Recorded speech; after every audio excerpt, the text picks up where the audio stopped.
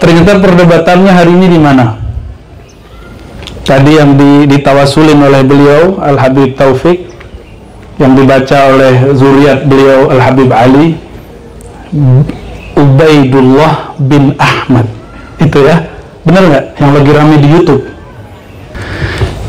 Sayyidina Ubaidullah bin Ahmad ini mulai dipertanyakan beliau ini ada atau tidak. Itu wajar. Jadi kalau ada yang kritik, jangan marah, habaib. Kan sekarang ada seorang kiai yang sangat alim di Banten, namanya siapa? Kiai Imat ya. Saya tidak mengingkari kealiman beliau. Tapi kalau kita pakai teori itu, teori apa? Kalau nama dia nggak ada dalam kitab biografi, berarti orang ini nggak ada, gitu. Kalau begitu sahabat Nabi nggak ada semua dong. Ya, saya mau tanya nih, emang Wali 9 namanya ditulis dalam kitab sejarah di zaman itu? Itu juga bab, ada satu ilmu yang menjadi kitab Al-Kabair, dosa besar. Dosa besar. Salah satu dosa besar, orang menasabkan dirinya ila ghairi abi, kepada selain ayahnya. Kalau bahas begini, udah harinya panas, kepala ikut panas. Saya biasanya bahas tasawuf, mahadis, jadi bahas ilmu nasab deh. Ada banyak pertanyaan mengenai apakah itu sanad, perlukah sanad, dan bla bla bla tentang sanad. Ya, apa itu sanad? Ini yang kemudian menjadi garansi seorang Habib mengaku keturunan Nabi, maka garansi kebenarannya, kevalidannya adalah dia mempunyai silsilah nasab. Jika ada seorang ulama mengaku ikuti Nabi, maka dia harus punya silsilah sanad. Silsilah nasab itu bin fulan. Saya anak fulan. Hari ini kebanyakan zuriat Rasulullah akidahnya ahlus sunnah dengan manhaj Asy'ariyah. Tentu jika tidak, apa legitimasinya bahwa ia terhubung kepada Nabi melalui sanad ke ilmu thariqah? Pasti dia juga bersanad ke Syekh Abdul Qadir Jilani. Namun dalam riwayat Imam Tirmizi, riwayat Imam Bukhari dan imam-imam yang lain, bahwa bersanad itu ada dua sebenarnya. Bersanad secara fisik, ya, bertemu dengan seorang guru. Namun ada sanad secara rohani.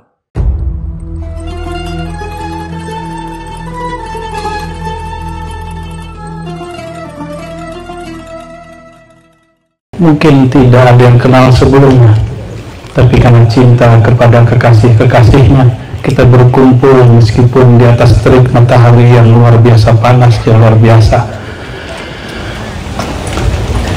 Salawat kepada Abul Alamin, Sayyidul Wujud, Sayyidul Saqalain, Sayyidina Muhammad sallallahu alaihi wasallam, yang disebut dalam kitab salawat Al-Ab Al-Akbar, Al-Ab Al-Azam, Abul Arwah, Bapak sekalian alam semesta, bapaknya semua ruh. Jadi walaupun secara nasab jasad sebagian besar yang hadir mungkin bukan zuriat Nabi, tapi ruhnya adalah anak-anak ruhani Nabi Muhammad SAW. Namun tidak boleh iri dengan yang lahir darahnya darah zuriat Nabi Muhammad SAW. Kenapa? Itu bagian dari takdir Allah Subhanahu wa Ta'ala. Siapa yang kemudian boleh mengingkari, protes, ya Allah kenapa saya nggak lahir menjadi saudaranya Al-Habib Taufik Assegaf atau zuriatnya Al-Habib Ali Abdullah Al-Aidrus? Tidak bisa protes. Tapi mohon maaf, para sayyid, para sadah nggak boleh GR juga. Siapa yang beri antum nasab? Emang belum milih? Kan nggak milih juga. Maka syukurnya para ahbab, para sadah mesti tentu lebih besar daripada kami, dan kami akan mengikut rasa syukur itu. Bibarakatikum dafa'allahu annal bala, insyaallah. Guru saya ada seorang wali mastur, itu berpesan, selama masih ada wali Allah dan asyraf saadah insya Allah kiamat Allah undur. Dan yang paling pasti, yang saya ngeri bacanya di Sunan Abu Dawud, Rasulullah SAW bersabda, Al-Mahdi minni min itrati min waladi Fatimah. Malaikat ditegaskan begitu. Imam akhir zaman yang mana beliau jadi imam, makmumnya Nabi Isa, itu dari zuriat Sayyidah Fatimah. Nggak main-main. Oleh karena itu, salah satu fitnatul ahlas yang disebut dalam riwayat Imam Abu Daud, Imam Ahmad, ya, fitnatul ahlas itu fitnatun tadum wala tanqati', fitnah yang nggak berhenti-berhenti. Makanya dulu tadi kami ngobrol dengan Habib Taufik, dulu pernah ada, tapi sekarang akan lebih dahsyat. Orang mengatakan bahwa zuriat Nabi Muhammad SAW dari kalangan Ba'alawi tidaklah sahih. Ya, itu masa lalu saya. Dulu saya juga begitu. Ya, masa hari gini ada habaib? Nggak mungkin. Ternyata dari Sumatera Barat cukup pindah sedikit ke Riau udah ketemu. Kami ke Ketapang ketemu kampung tuan-tuan. Jadi kata sadah bahasa Arab, jamak dari sayyid berarti tuan, diterjemahkan ke bahasa Melayu. Ketapang. Ada yang sudah pernah Ketapang para habaib? Kayaknya Habib Taufik sudah ya? Kalbar. Ya, Kalbar. Alhamdulillah kami datang ke sana, Masya Allah masuk ke kampung tuan-tuan. Itu kampung luar biasa. Namun Riau, wabil khusus Indra Giri Hulu lebih maju. Melalui Bupati, Pak Sekda meresmikan makom para habaib sebagai situs bersejarah. Kita plus buat beliau semua. Ini kemajuan luar biasa. Semoga nanti ke depan ada nasab habaib di sini, nasab beliau, ya. Biar orang tahu nih loh nasabnya. Perdebatan nasab itu, saya bukan peneliti nasab, tapi kami abdi hadis Nabi Muhammad SAW, pengabdi hadis Nabi. Dari tahun 2004 kami belajar Sahih Bukhari, Muslim, sampai sekarang masih belajar dan mengajarkannya. Diijazahkan beberapa masyayikh, ada yang asyraf, ada yang saadah, ada yang kiai-kiai di Jawa, ada yang dari India, ada yang dari Arab. Tapi wajah saya bukan Arab, saya ini Arab ma'lum, telah hadis. Judul babnya Ma'rifatul Ansab, mengetahui nasab. Tapi itu bukan untuk nasab seperti ini. Namun ilmu ini pun bermanfaat, bisa dipraktekkan kepada mengetahui nasab para asyraf, para sadah. Ternyata perdebatannya hari ini di mana? Tadi yang ditawasulin oleh beliau Al-Habib Taufik, yang dibaca oleh zuriat beliau Al-Habib Ali, Ubaidullah bin Ahmad. Itu ya, benar nggak? Yang lagi rame di YouTube, benar ya? Abdullah atau tasghirnya, tasghir itu dikecilkan, biasanya itu tradisi para masyayikh, karena ulama wali-wali Allah tuh namanya banyak. Ini salah satu seni punya nama, ada nama jasadnya Abdullah, tapi ketika dia mengenal Allah, dia menyebut dirinya Ubaidullah. Abdullah itulah Sayyidina Muhammad SAW. Ubaidullah aneh, dia bilang begitu. Sayyidina Ubaidullah bin Ahmad ini mulai dipertanyakan beliau ini ada atau tidak, itu wajar. Jadi kalau ada yang kritik jangan marah habaib. Kan sekarang ada seorang kiai yang sangat alim di Banten, namanya siapa? Kiai Imat ya. Saya tidak mengingkari kealiman beliau. Sebagai sebuah penelitian, itu tantangan hebat bagi para habaib. Supaya apa? Mesti ada juga yang membahasnya tidak dengan emosi, tapi membahasnya karena dia membahas pakai buku, pakai tulisan, kita balas pakai tulisan. Dia buat ceramah, kita buat ceramah. Innamal mu'minuna ikhwah. Kan beliau katanya zuriat Syarif Hidayatullah juga. Kalau iya berarti jalur asyraf, kalau benar. Ya tinggal kuat-kuatan aja, pakai kekuatan ilmu. Meskipun itu menyakiti banyak zuriat Nabi dari kalangan Al-Ba'alawi. Nah, dalam hal ini kami punya pandangan sendiri. Nah, beliau kan berargumentasi. Argumennya lumayan memukau. Tapi bagi saya, ya biasa aja. Kenapa? Apa kata beliau? Ubaidullah ini nama dia tidak muncul dalam kitab-kitab biografi di abad itu. Betul nggak? Ya wajar. Di zaman itu nggak ada Dukcapil, Pak Sekda. Pak Sekda namanya ada nggak di Dukcapil? Henry gitu. Banyak Pak namanya Henry. Henry apa Pak? Henryzal. Itu banyak, ratusan namanya Henryzal. Di zaman itu nggak ada namanya sistem online gitu, nggak ada. Kalau argumentasi teori yang dibangun, kalau nama orang ini tidak ditulis di masanya dalam kitab-kitab tarajum, tarajum itu biografi, kitab-kitab sejarah, terus dia tidak ada, begitu kira-kira yang saya simpulkan. Kalau salah mohon nanti diluruskan. Kalau itu alasannya, nama para sahabat Nabi pun tidak ditulis di masa hidup mereka. Kapan ditulisnya? Kapan ditulis? 1 abad, 2 abad setelah mereka. Itu muncul kitab Imam Ibnu Sa'ad, muncul kitab Imam Bukhari, At-Tarikh As-Saghir, At-Tarikh Al-Kabir. Itu 1 abad, 2 abad setelah sahabat Nabi SAW. Jadi kalau kita pakai teori itu, teori apa?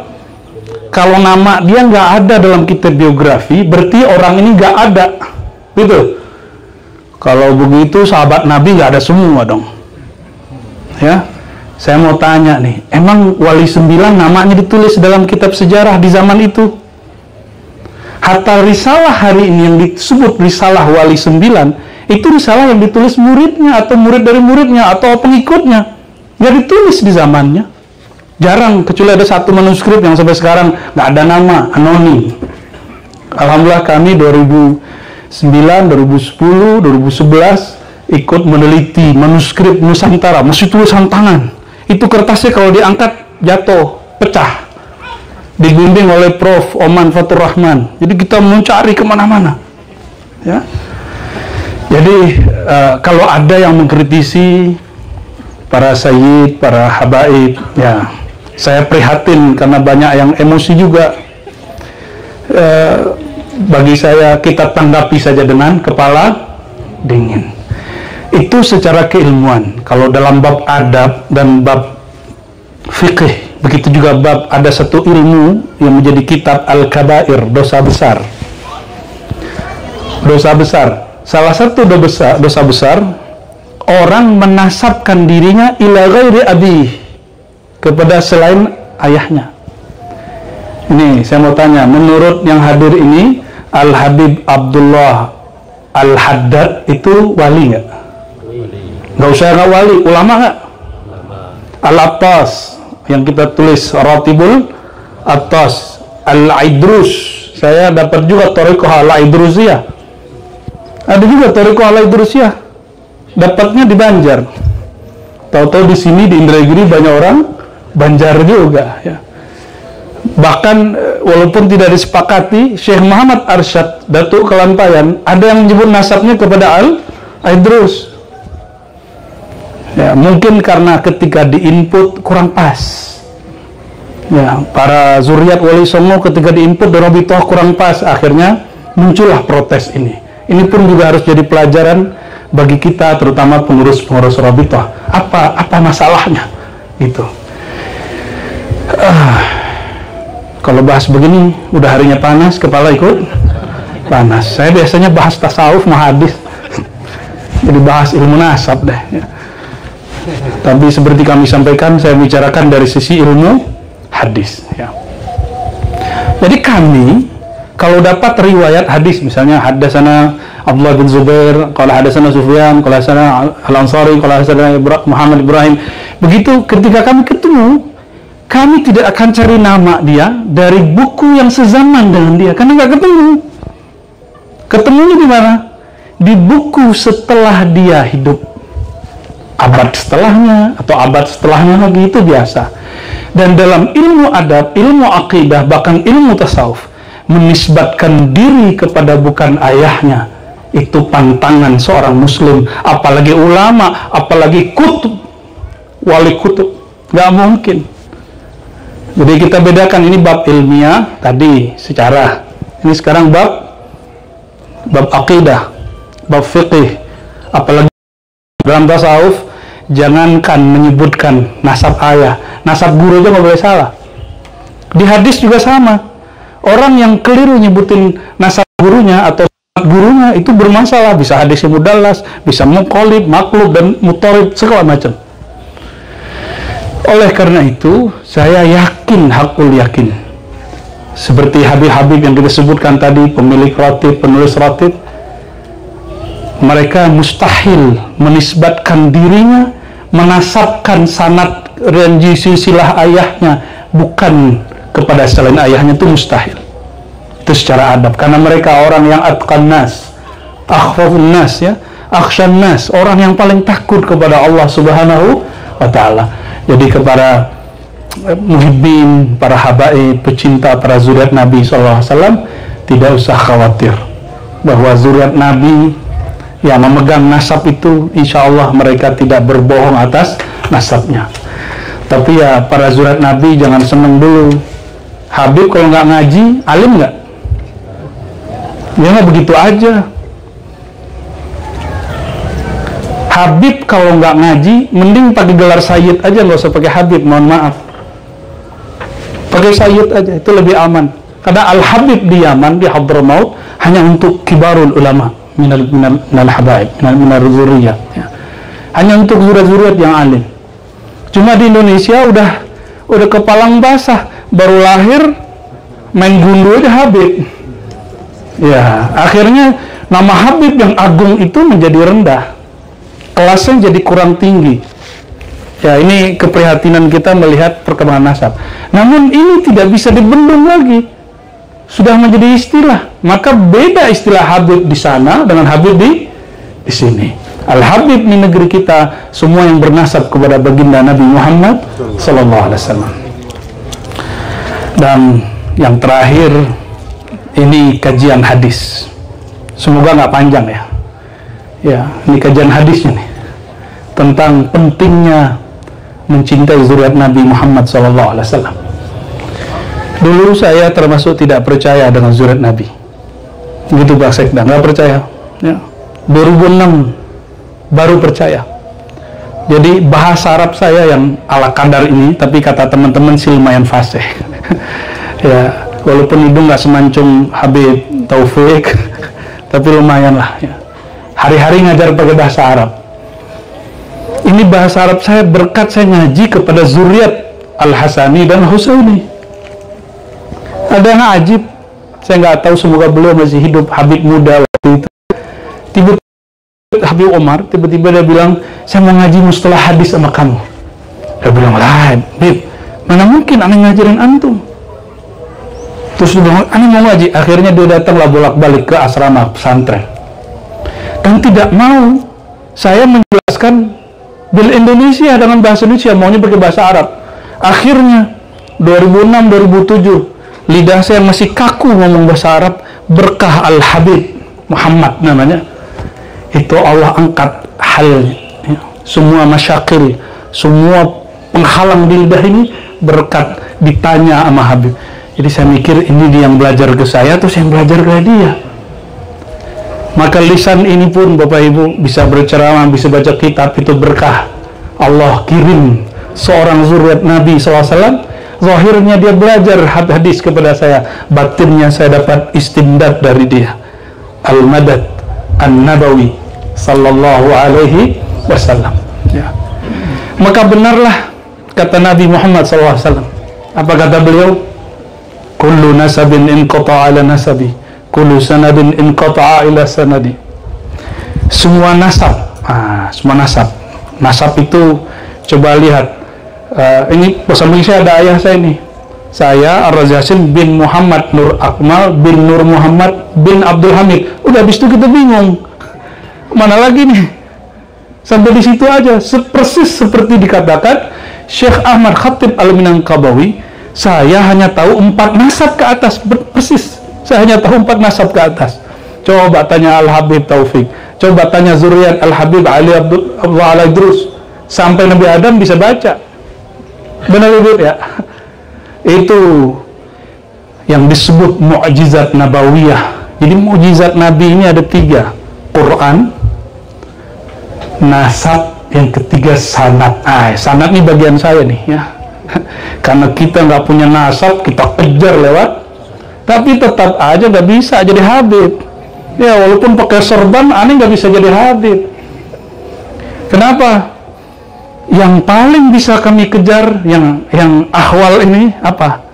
Sifatnya Nabi SAW. Apa sifatnya Nabi SAW? Al-ilmu. Maka jika ada ahwal orang yang bukan zuriat Nabi ingin mengejar kemuliaan, dia dapat mengejar sifat Al-Muhammadi. Tapi zat Al-Muhammadi siapa yang dapat? Para zuriat Nabi SAW. Cuma saya senang juga, nggak bisa dikejar juga bab ini oleh orang yang punya zatnya. Jadi kalau Habib nggak ngaji, tetap nggak dapat al-sifah Al-Muhammadiyah. Alhamdulillah, fastabiqul khairat, ya kita lomba-lomba Bib. Ya, alhamdulillah kami beberapa tahun khatam Sahih Bukhari, Muslim, Abu Daud, Tirmizi, 6 kitab hadis, tambah kitab ini, kitab itu. Alhamdulillah, untuk ngejar biar nur kita nggak ketinggalan nama zuriat Nabi Muhammad Sallallahu Alaihi Wasallam. Bapak Ibu jangan mau ketinggalan, nggak bisa baca Sahih Bukhari, yaudah maulidan aja tiap minggu. Kalau bisa tiap malam baca Nabi Muhammad Sallallahu Alaihi Wasallam. Apa kata ahli syair itu ya? Gimana kalimatnya? Yang hafal itu? Man kana Muhammadun fi baitihi, gimana? La yahtaju ila suruji. Saya lupa nih Habib. Ya, baru kemarin kita baca ya. Siapa yang ada Nabi Muhammad di rumahnya, dia tidak butuh lagi kepada suruj. Suruj itu jamak dari siraj, cahaya, pelita. Ini keluar dari riwayat Sahih Bukhari dan Muslim bahwa Sayyidatuna Aisyah ini bukan zuriat Nabi, bukan ahlul bait, bukan dari Abdul Muttalib, bukan. Itu binti Abi Bakar. Jatuh jarum lagi mau jahit. Bayangin nih, istri Nabi masih mau jahit. Jatuh jarumnya malam hari, cari udah pakai lampu nggak dapat. Tahu-tahu Sayyiduna Nabi Nurul Wujud, Nurul Anwar, As-Siraj, Asy-Syams, Al-Badr, Sayyidina Muhammad SAW masuk. Apa kata Sayyidatuna Aisyah? Ketika kekasihku datang, wajahnya masuk ke dalam hujrahku, itu wajahnya lebih terang dari rembulan purnama. Akhirnya itu jarum, di mana jatuhnya langsung aku tahu. Langsung diambil oleh Sayyidatuna Aisyah. Inilah yang disebut dalam syair tadi, orang yang jika ada Nabi Muhammad SAW dalam rumahnya tidak butuh lagi cahaya.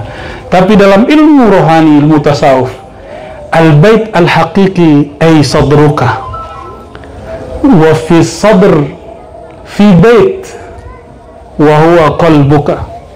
Di dalam diri kita ini ada rumah sebenarnya. Rumahnya bernama dada. Dada ini ada rumah lagi di dalamnya, kamar lagi di dalamnya bernama qalbu. Maka berkalamlah ulama-ulama aulia Allah, qalbul mu'min baitullah.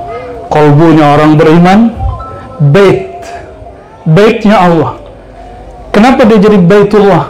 Karena Allah memandang ke dalamnya. Innallaha yanzuru ila qulubikum. Kapan Allah memandang ke dalam qalbumu? Jika di dalamnya ada nur Sayyidina Muhammad sallallahu alaihi wasallam. Maka Allah tidak akan lihat qalbu kita semua kecuali dalamnya ada nur cinta kepada beliau. Dan cinta kepada Nabi Muhammad SAW. Kalau tidak cinta kepada zuriat Nabi Muhammad dan pewaris ilmu Nabi Muhammad sallallahu alaihi wasallam.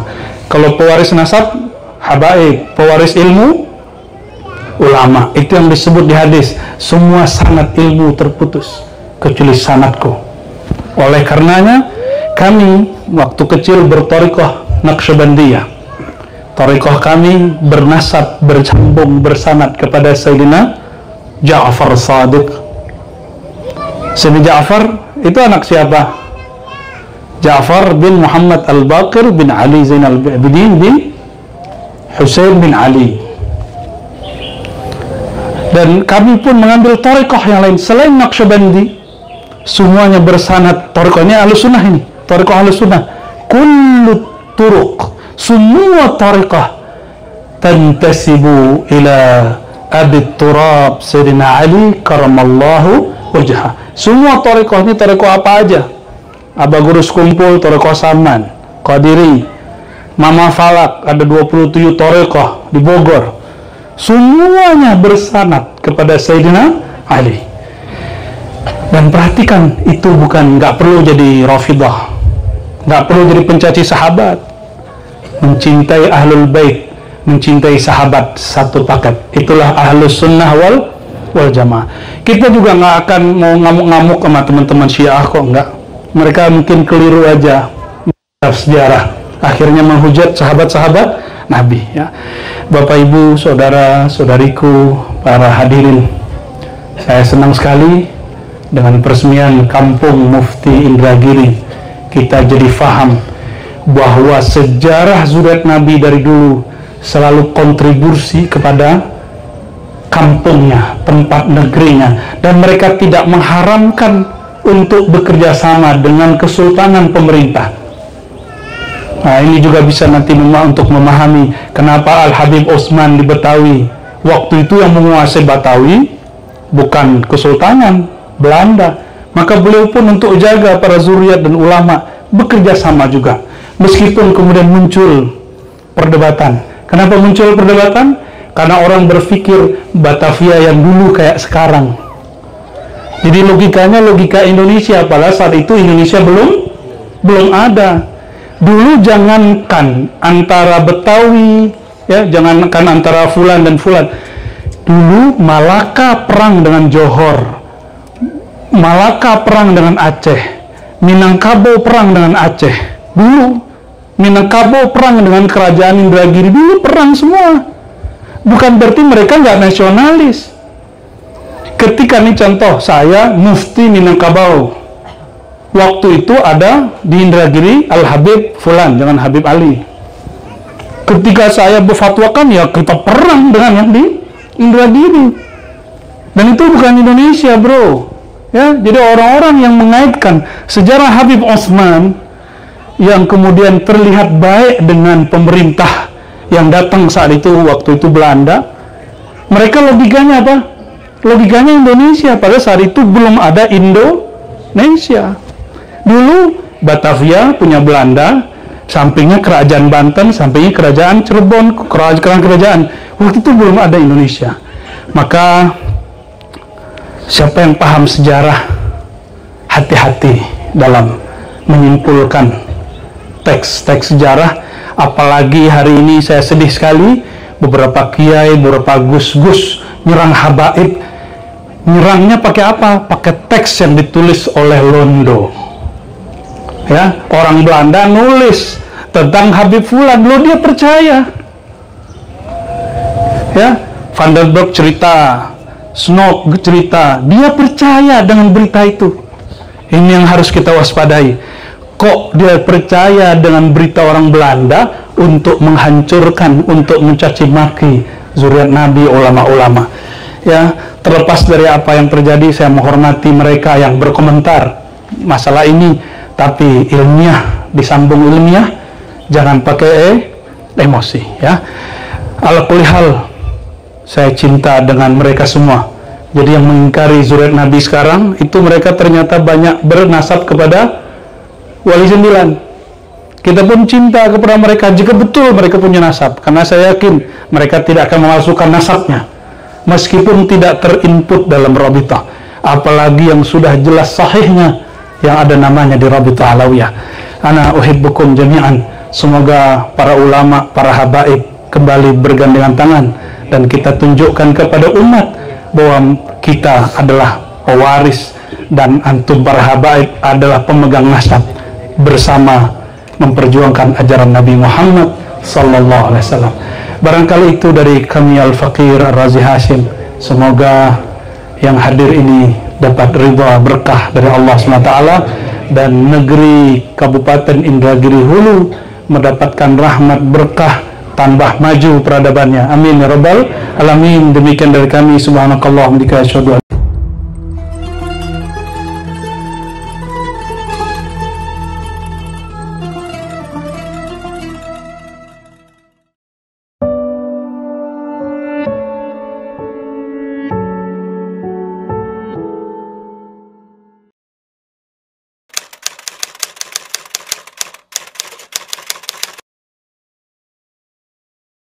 Bismillahirrahmanirrahim. Alhamdulillahirrahmanirrahim.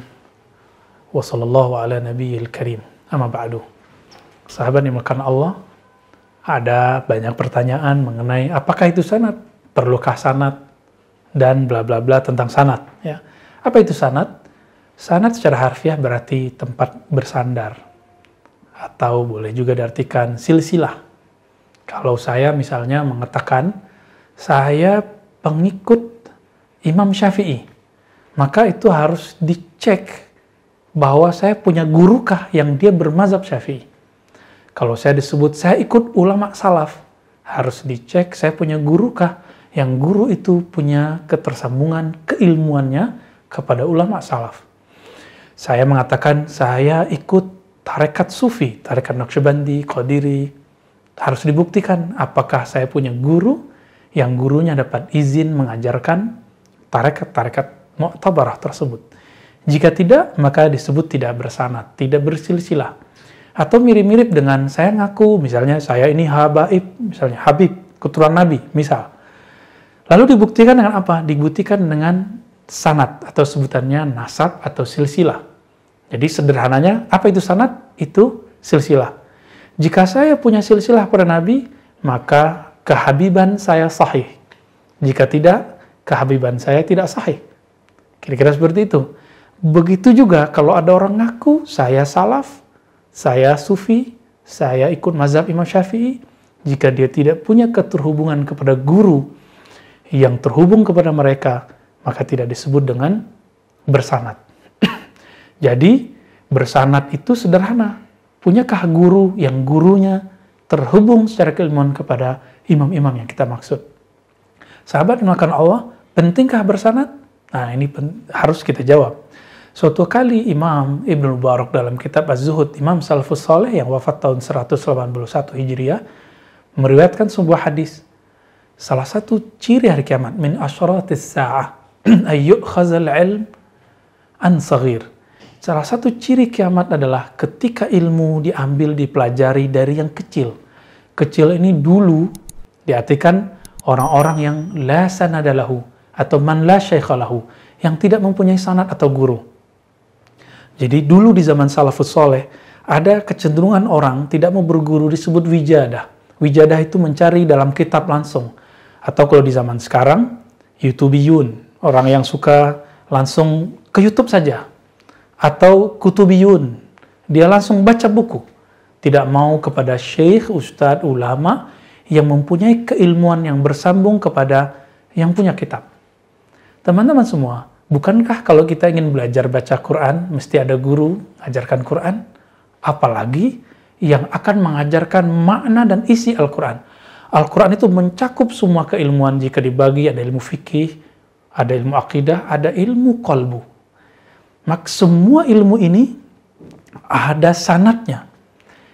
Kalau kita mengatakan, saya cukup pakai yang ustadz saya yang ini, belum tentu apakah si ustadz kita mempunyai semua ilmu ini.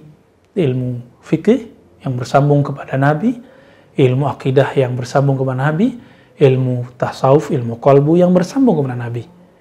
Dari mana kita tahu sholat kita, bacaan Quran kita sama dengan Quran Nabi, sama dengan sholat Nabi?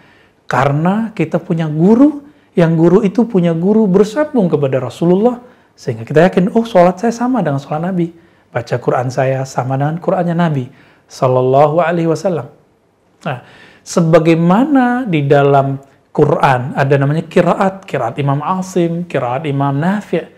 Bukan berarti itu Quran buatan Nafi' atau Asim. Kita di Indonesia dan sekitar menggunakan qiraah Asim yang direkam oleh Imam Hafiz. Bukan berarti itu buatan Imam Hafiz. Sama, mazhab Syafi'i bukan berarti itu agama buatan Syafi'i. Ketika saya bersanad ke Imam Syafi'i, bukan berarti saya ngikutin agama buatan Imam Syafi'i. Begitu juga ikut Imam Naqsyabandi, Qadiri, Imam Abdul Qadir Jailani. Bukan berarti ikut agama buatan mereka, tapi itu zikir yang diriwayatkan oleh mereka. Jadi apa pentingnya sanad? Supaya kita bisa menangguhkan hari kiamat. Mari kita tangguhkan kiamat dengan berguru. Jadi ciri-ciri kiamat kecil sudah terjadi pada kita, pada agama kita, orang sudah enggan berguru. Oleh karena itu Imam Mubarak juga mengatakan al-isnad minad din. Berguru bersanad itu separuh agama. Maka jika seorang tidak punya guru dalam akidah, tidak punya guru dalam fikih, tidak punya guru dalam ilmu qalbu, ilmu zikir, separuh agamanya rontok. Itu sebabnya kita selalu salah menyalahkan, mencari aib masing-masing karena kita tidak tahu berguru. Ada satu faedah bersanad. Orang bersanad akan rendah hati. Orang bersanad akan tawadu. Berbeda dengan orang tidak bersanad, dia merasa pintar sendiri. Coba rasakan teman-teman, kalau saya merasa punya guru, pintarnya saya akan katakan, oh ini karena jasa guru. Tapi kalau kita nggak punya guru, kita akan katakan, oh itu karena aku yang pintar. Maka di situ muncullah kesombongan tersembunyi dalam hati, ketaujuban ke dalam diri sendiri. Inilah awal kehancuran seseorang yang Nabi pernah jelaskan dalam riwayat Imam Tabrani. Maka sahabat-sahabat yang melakukan Allah, mari bersanad, cari ilmunya kepada ahlinya. Fas'alu ahla dzikri in kuntum la ta'lamun. Begitu perintah bersanad dalam Al-Quran. Maka mintalah, pelajarilah kepada ahli ilmu, ahli zikir, jika kamu tidak tahu. Jika tidak khusyuk, belajar ke ahli khusyuk. Jangan belajar kepada ahli fikih saja. Jika ingin merasakan kemantapan tauhid, belajar ke ahli akidah. Jika ingin merasakan kehadiran Allah Subhanahu wa taala, bergurulah kepada ahli qalbu. Wassallallahu ala nabiyina Muhammad. Assalamualaikum warahmatullahi wabarakatuh.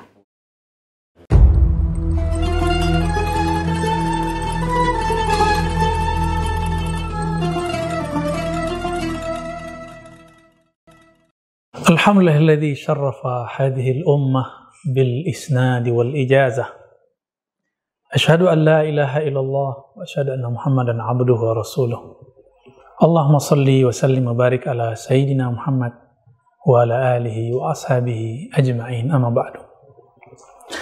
Kita bersyukur sahabat-sahabat Allah karena kita hidup menjadi umat Nabi Muhammad, umat yang diberikan perangkat yang luar biasa yang menjadi garansi bahwa ajaran kita walaupun sudah jauh berjarak dengan baginda Nabi, 14 abad lebih, tapi sama seperti yang diajarkan Nabi Sallallahu Alaihi Wasallam. Apakah itu? Ini yang kemudian menjadi garansi seorang Habib mengaku keturunan Nabi, maka garansi kebenarannya, kevalidannya adalah dia mempunyai silsilah nasab. Jika ada seorang ulama mengaku ikuti Nabi, maka dia harus punya silsilah sanad. Silsilah nasab itu bin fulan. Saya anak fulan secara biologis dan bersambung misalnya kepada baginda Nabi sebagai contoh. Yang pasti saya keturunan Nabi Adam alaihissalam.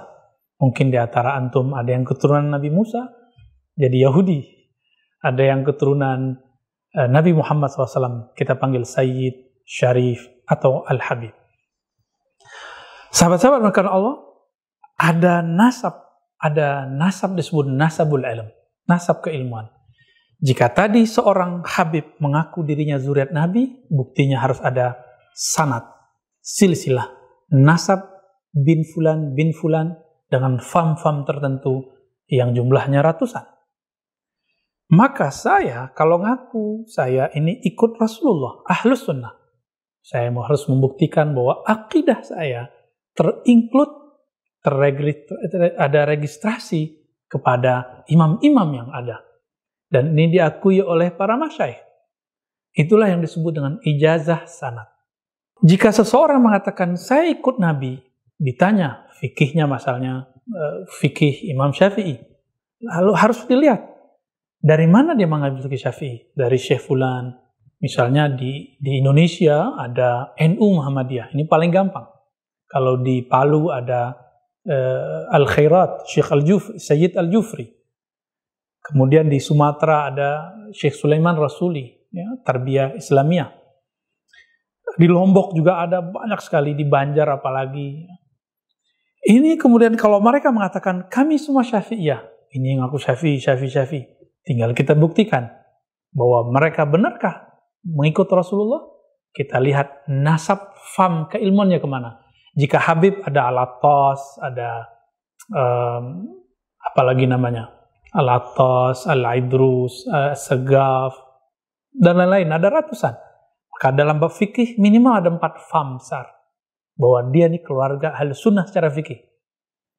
Pertama, fam Hanafiyah, ada Malikiyah, ada Syafi'iyah, ada Hanbaliyah. Di luar itu diragukan. Sebagaimana ada seorang Habib Sayyid mengatakan, saya keturunan Rasulullah, tapi tidak tergabung kepada sekian ratus daripada fam yang sudah tertulis, terinclude di dalam penelitian yang sudah dikumpulkan oleh ulama-ulama habaib. Begitu juga teman-teman dalam bab akidah, begitu juga dalam bab hadis, ngaku ahli hadis Ahlus Sunnah, lalu kemudian membatalkan keilmuan sunnah ulama yang berbeda dengan dia. Lalu mengatakan langsung saja ke Bukhari, langsung saja ke Rasulullah. Ternyata maksudnya langsung ke Sahih Bukhari. Padahal Sahih Bukhari pun tidak langsung ke Rasulullah. Sahih Bukhari itu melewati imam-imam yang merupakan imam itu. Ada yang pendiri mazhab, Imam Ahmad bin Hanbal, Hanbali. Ada Ishaq bin Rahawai. Ada muridnya Imam Syafi'i, yaitu Al-Humaydi dan lain sebagainya. Maka sahabat-sahabat yang dimuliakan Allah, yang paling lucu, saya dikasih tahu oleh seseorang bahwa dirinya mempunyai sanad Quran. Dan dia mengatakan bahwa kalian ini tidak sahih kepada Rasulullah karena kalian Asy'ariyah, kalian bertarekat sufi, kalian orang-orang zindik, kalian bermazhab taklid, juhala. Lalu saya tanya, jika Anda berkenan, sebutkanlah sanad Anda kepada Rasulullah. Lalu dia menyebutkan sanad Qur'annya kepada Rasulullah. Apa yang membuat saya kaget? Sanadnya bersumber dari, ada yang dari Mesir, ada yang dari Yaman, ada dari Syam. Saya membaca kemudian satu sanad yang dari Mesir.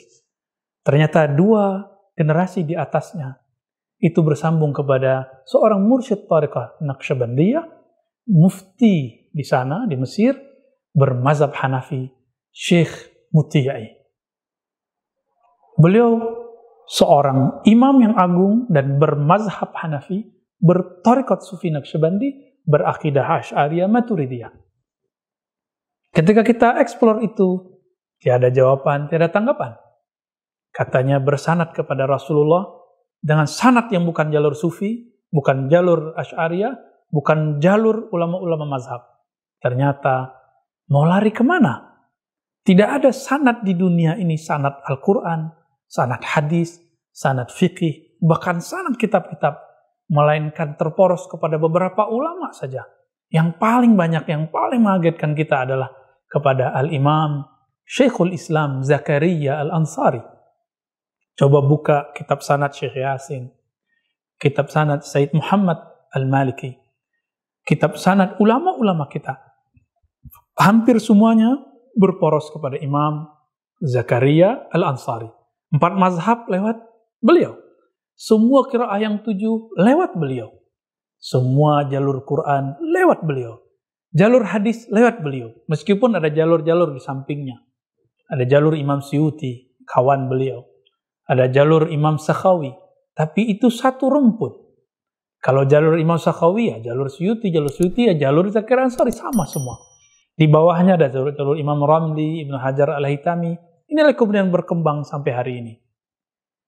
Tidak ada teman-teman, sahabat-sahabat Allah, kita mau bersanad Quran, bersanad hadis, melainkan jalur mereka. Zakaria Al-Ansari juga mursyid tarekat Sufi. Dan beliau menulis tahzib, ringkasan, susunan yang rapi terhadap risalah Qusyairiyah. Dan tarekat-tarekat Sufi juga diajarkan oleh beliau, ditalkinkan oleh beliau. Lalu mau lari kemana? Semua sanad, semua silsilah keilmuan Ahlus Sunnah berasal dari Asy'ariyah, Sufiyah, bermazhab yang 4. Mari kita jujur, mari kita kembali kepada jalur mereka, ahlul isnad wal ijazah. Wa sallallahu ala nabi Muhammad. Assalamualaikum.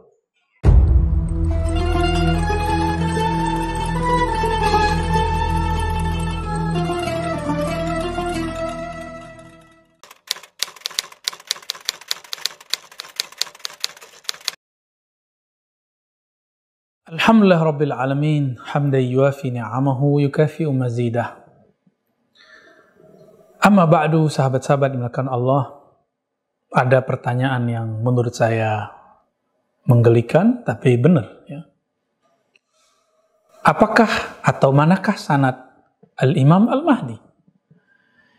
Ya, Al-Imam Al-Mahdi itu gelar, Imam itu gelar, Al-Mahdi itu gelar. Al-Mahdi orang yang di-guidance, yang dibimbing langsung oleh Allah. Dia tidak bergerak dengan ra'yunya, dengan intelektualitas semata. Dia bergerak dengan kolbunya, dengan ruhnya. Karena ruhnya, kolbunya langsung dibimbing oleh Allah Subhanahu wa ta'ala. Dibimbing dari kecilnya, sedari kecilnya dibersihkan kolbunya, sebagaimana Rasulullah dibersihkan pada umur 5 atau 7 tahun. Maka Al-Mahdi juga mengalami hal itu. Kemudian melakon seperti manusia biasa, memerankan hal-hal yang biasa diperankan manusia. Dulu beternak domba, berdagang, bekerja pada seseorang yang kemudian ternyata menjadi pasangannya. Itu mungkin akan berulang dalam formulasi yang berbeda, mempunyai kendaraan tertentu, warna tertentu, nanti akan terulang kembali. Dalam hal ini, apakah Al-Mahdi mempunyai sanad keilmuan? Tentu. Jika seorang faqih punya guru, seorang mursyid punya mursyid sebelumnya, pasti hal itu terjadi. Namun, siapakah mursyidnya? Kita tentu tidak dapat memastikan, tapi kita dapat menemukan ciri-cirinya. Bahwa al-isnad minad din, bersanad bagian dari agama. Tentu dalam thariqah dia ada sanadnya, dalam fikih dia ada sanadnya, dalam akidah dia ada sanadnya. Dan yang paling pasti, baginda Nabi SAW mengatakan apa? Al-Mahdi min walid Fatimah. Al-Mahdi minni, min itrati. Mahdi dari keturunan Fatimah, dari keturunanku. Ini asumsi saya saja. Semoga benar di sisi Allah dan Rasulullah. Hari ini kebanyakan zuriat Rasulullah, akidahnya Ahlus Sunnah dengan manhaj Asy'ariyah. Ini bisa kita cek di Yaman, di Indonesia, di Malaysia, Singapura, dan sekitarnya, di India, bahkan di Mesir, sampai ke ujung Maroko. Mereka berakidah Ahlussunnah Asy'ariyah. Bahkan kalau daerah sana, itu mereka terang-terangan mengatakan, besar kemungkinan seorang Al-Mahdi mempunyai sanad kepada Imam Abul Hasan Asy'ari. Ini tentu asumsi saya, ya bisa jadi salah, tapi insya Allah ini mendekati kepada kebenaran. Dan yang kedua, kebanyakan zuriat Nabi hari ini bermazhab Syafi'i, tapi mengerti mazhab-mazhab yang lain, seperti Al-Habib Umar, Al-Habib Al-Adni, dan para Habib-Habib di negeri kita. Kecuali ada Said Muhammad Alawi Al-Maliki, beliau Maliki, tapi juga mengajarkan Syafi'i, maka boleh disebut Maliki wa Syafi'i ma'an, ya, sekaligus. Besar kemungkinan beliau juga bermazhab Syafi'i, tapi ini hanya asumsi saya, karena di beberapa kitab ulama Hanafiyah mereka mengatakan besar kemungkinan bermazhab Hanafiyah, yang Maliki mengatakan Malikiyah, Syafi'iyah mengatakan Syafi'i, Hanbali mengatakan Hanbali. Pendek cerita, Al-Mahdi menguasai semua mazhab itu. Dan apakah Al-Mahdi ini punya sanad tarekat? Tentu. Jika tidak, apa legitimasinya bahwa ia terhubung kepada Nabi melalui sanad keilmuan tarekat? Pasti dia juga bersanad ke Syekh Abdul Qadir Jilani. Namun, dalam riwayat Imam Tirmizi, riwayat Imam Bukhari, dan imam-imam yang lain, bahwa bersanad itu ada dua sebenarnya. Bersanad secara fisik, ya, bertemu dengan seorang guru. Namun ada sanad secara rohani. yang dikatakan oleh Nabi, man ra'ani fil manam faqad ra'ani. Yang bermimpi bertemu aku di alam mithali, di alam malakut, di alam jabarut, bukan alam carut marut seperti tidurnya kita. Pasti dia, benarlah ia bertemu denganku. Dan dalam hadis Imam Tirmizi dikatakan ar-ru'ya juz'un minan nubuwah, bahwa mimpi yang baik itu adalah sepotong sebagian dari kenabian. Maka pasti seorang Al-Mahdi mempunyai mimpi-mimpi yang terhubung kepada baginda Rasulullah SAW. Tapi tidak cukup. Pasti ia sayarani yakzatan. Dia bermimpi bertemu Rasulullah SAW secara fisik. Namun sahabat-sahabat karena Allah, ingat tidak semua zuriat Nabi yang sering bermimpi ketemu Rasulullah itu Al-Mahdi. Apalagi diaku-aku sebagai Al-Mahdi. Tidak mungkin, karena Rasulullah ketika sudah mendapatkan nubuat, bahkan setelah diangkat menjadi seorang Rasul, beliau pun tidak terang-terangan kemudian berdakwah. Bertahap dulu. Kenapa? Karena kafir Quraisy mengancamnya. Orang Yahudi pun di masa itu ingin membunuhnya. Seperti yang dikatakan oleh Bukhairah, seorang rahib ahli kitab. Tidak mungkin mengumbar, karena ini urusannya nyawa. Pasti Allah sembunyikan, Allah rahasiakan di suatu tempat yang kita tidak tahu, yang diketahui hanya oleh ahlinya, oleh orang-orang yang mengenal keilmuan tentangnya. Semoga kita dapat segera mengenalnya, sehingga mengetahui visi hidup kita dan perjuangan kita yang sebenarnya. Wassalamualaikum warahmatullahi wabarakatuh. Assalamualaikum warahmatullahi